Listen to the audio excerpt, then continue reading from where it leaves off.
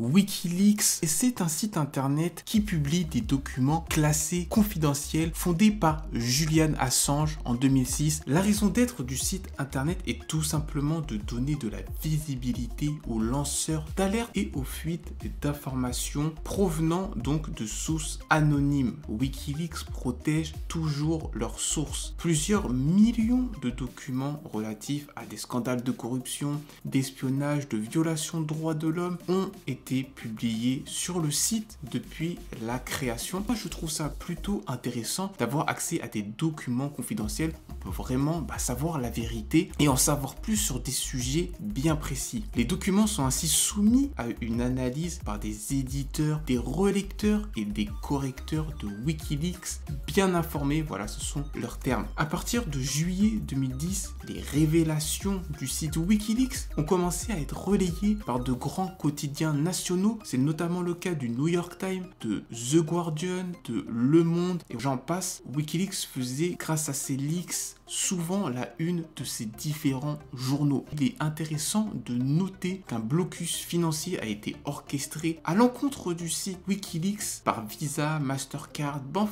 of America, PayPal et Western Union. Donc c'est bien que le site internet dérange énormément. Heureusement, l'organisation Wikileaks a trouvé une parade en acceptant les crypto-monnaies. En juillet 2013, l'organisation aide Edward Snowden à sortir de Hong Kong. C'est un lanceur d'alerte pour ceux qui ne le connaîtraient pas et il a réussi à obtenir l'asile politique grâce au site Wikileaks. En 2015, l'organisation révèle que de nombreux membres de l'élite française, y compris plusieurs présidents, ont été espionnés par la NSA. La sécurité du site est rapidement forcée puisque Wikileaks prend énormément d'ampleur. Wikileaks a fait l'objet de plusieurs centaines de procédures judiciaires à travers le monde à cause de ces divulgations. En tout, près d'une centaine d'avocats ont travaillé pour Wikileaks. Les lieux d'hébergement du site internet changent régulièrement au gré des pressions nationales ou internationales. C'est plutôt difficile pour un hébergeur de site internet